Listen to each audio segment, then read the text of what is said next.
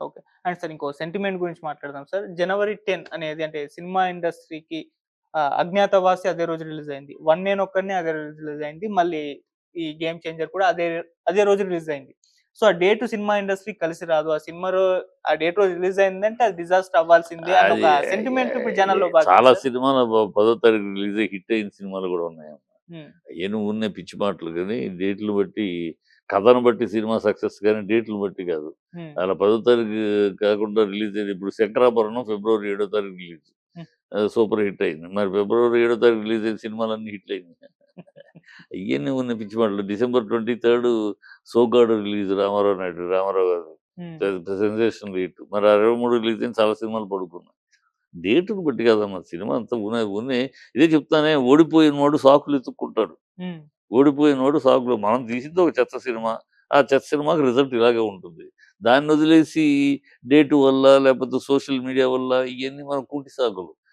ఇవి వాళ్ళు 'దిల్ రాజు' ఎతుక్కుంటున్నాడు అనుకోట్లా. ఆయన ఒప్పుకుంటాడు ప్రొడ్యూసర్ గనక. హ్మ్. తెలుసు తనకు సినిమా ముందే తెలిసిపోయి ఉంటది. ఇక అందుకనే పెద్దగా ప్రమోషన్ కూడా ఆయన పెద్ద హంగామా అవును. చేయలా. హ్మ్. ఎందుకంటే ఆయనకు ముందే వర్సటైల్ ప్రొడ్యూసరే కదా! సో, ఆటోమేటిక్‌గా ఈ సినిమా స్ట్రెంగ్త్ ఏంటో అర్థమైపోయి ఉంటది. హ్మ్. కానీ ఇది ఇంకా ఎక్కువ మనం బూస్టప్ ఖర్చు అనవసరం అనుకున్నట్టున్నాడు. అందుకని పెద్దగా ట్ టే ప్రీ ఇది అసలు ప్రీ రిలీజ్ ప్రోగ్రామ్స్ పెద్దగా ఏమి అంతగా హంగామా చేయలా. హ్మ్. ఏదో ఒకటి ప్రోగ్రామ్ ఒకటి విజయవాడలో రాజమండ్రిలో పెట్టారు తప్పితే. హ్మ్. ఇంకా పెద్దగా ఏమి హంగామా చేయలా. ఓహ్! ఆయనకు సంబంధించిన ఇంకో ఇష్యూ కూడా జరిగింది సార్. అది సంక్రాంతికి వస్తున్నాం ఈవెంట్‌లో ఆయన తెలంగాణ వాళ్ళ పైన కొన్ని వ్యాఖ్యలు చేశారు. తర్వాత అది ఆయన సారీ సారీ సారీ చెప్పడం చెప్పాడు. కూడా మనం చూసాము. ఆయన ఇంటెన్షన్ కాదది. నేను అవునవును. ఆ రోజు కూడా చెప్పాను.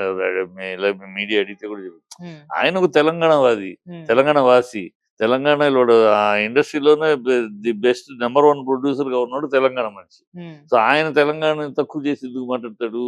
ఏదో బై స్లిప్ ఏదో కంపారిజన్‌లో ఆయన వేరే ఉద్దేశంతోటి చెప్పాడు. అది ఇలా రివర్స్ అయింది. హ్మ్. ఆయన చెప్పిన ఉద్దేశ్యం వేరు. అక్కడ బజ్ ఎక్కువ, ఇక్కడ బజ్ తక్కువ అనటానికి అది ఏదో అలవాట్లు పోలి చెప్పాడు. హ్మ్. అది ఇంటెన్షనల్ కాదు. ఆయన తెలంగాణని ఇన్సల్ట్ చేసే మనిషి అని నేను అనుకోను. ఓకే. ఆ రోజు కూడా అదే చెప్పా. అదే బై స్లిప్ ఆయన ఒక కంపారిజన్ చెప్పాడు. అది ఇంకో రకంగా అర్థమైంది. హ్మ్. ఇప్పుడు ఇదిగో నేను మొన్న చాకలి అన్నానని, చాకలి అనే మాట వాడానని నా మీద ట్రోల్ చేస్తున్నారు.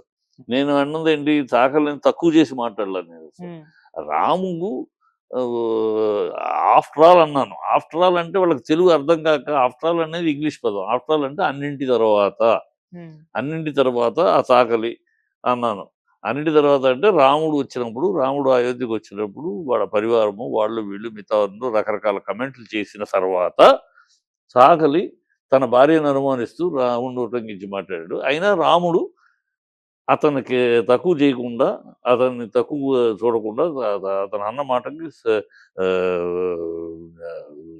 ఒక రాజుగా హ్మ్. ప్రజలో ఒక భాగమైన అతని సందేహానికి నివృత్తి చేయవలసిన బాధ్యత నాది అని అందుకు సార్ సీతని అగ్నిలో దూకమన్నాడు గానీ, అంతేగాని మిగతా వీళ్ళన్నట్టు అల్లరి చేయటం వీళ్ళు అల్లరి చేస్తా ఉంటారు కదా! రాముడు హ్మ్. సీతను దూకమన్నాడు. ఆయన దేవుడు ఎట్లా అవుతాడని.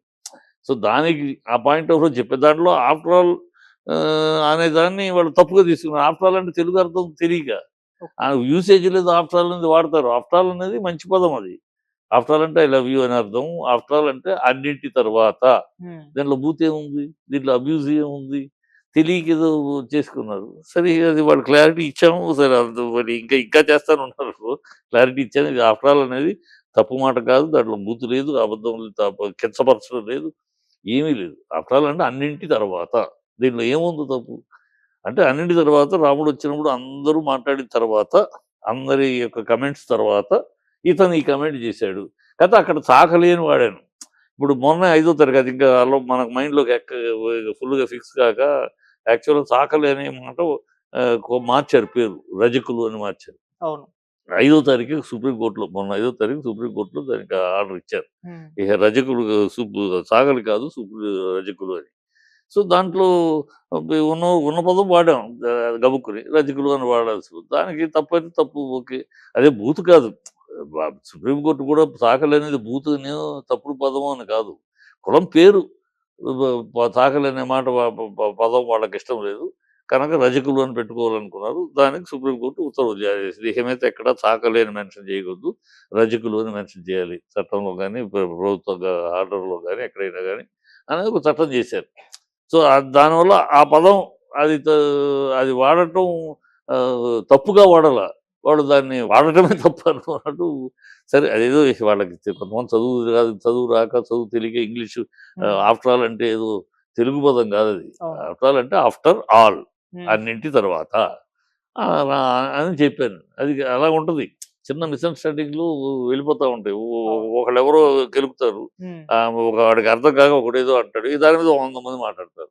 ఓకే. అది అట్లాగా మొన్నది క్లారిటీ నేను ఇచ్చినట్టు ఆయన కూడా క్లారిటీ ఇచ్చాడు. ఓకే. అంటే సార్ కొన్నిసార్లు మనం ఇంటెన్షన్‌తో చేయంగానే అవి వైరల్ అయిపోవడం, ట్రోల్ వైరల్ అవ్వడం అయిపోతాయి. అయిపోతది. దాని ఇంపాక్ట్ పడిన తర్వాత మనం రియాక్ట్ అయ్యి దానికి సారీ చెప్తూ ఉంటాం. ఇప్పుడు 'దిల్ రాజు' గారి విషయంలో కామెంట్స్ గేమ్ చేంజర్ మీద దాని ఇంపాక్ట్ చూపించిందని చెప్పేసి మాట్లాడుతున్న వాళ్ళున్నారు. సంక్రాంతికి వస్తున్న మీద పడకుండా ఆయన జాగ్రత్త పడే సారీ చెప్పారని కూడా చాలా మంది ఫీల్ అవుతున్నారు సార్. సినిమాకి దానికి సంబంధం లేదులేమ్మా. హ్మ్. సినిమాకి దాని ఇంపాక్ట్ సినిమా మీద పడుతుందని నేను అనుకోను. ఓకే. అది సినిమా బాగాలేదమ్మా. నేను 100 సార్లు చెప్పినా సినిమా బాగాలేదు.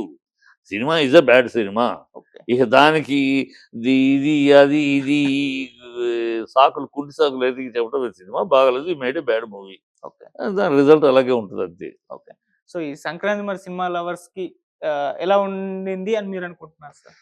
పండగకి 3 సినిమాలు 2 సినిమాలు పండగకిస్తున్నాయి కదా! ఓకే. అది డెఫినెట్‌గా గుంటూరు కారం ఇది ఈసారి సంక్రాంతికొస్తున్నాం. సంక్రాంతికి వస్తున్నాం కూడా బాగుంటది డెఫినెట్‌గా వెంకటేష్‌ది కూడా. హ్మ్. ఎందుకంటే పాట ఆల్రెడీ హిట్టు. హ్మ్.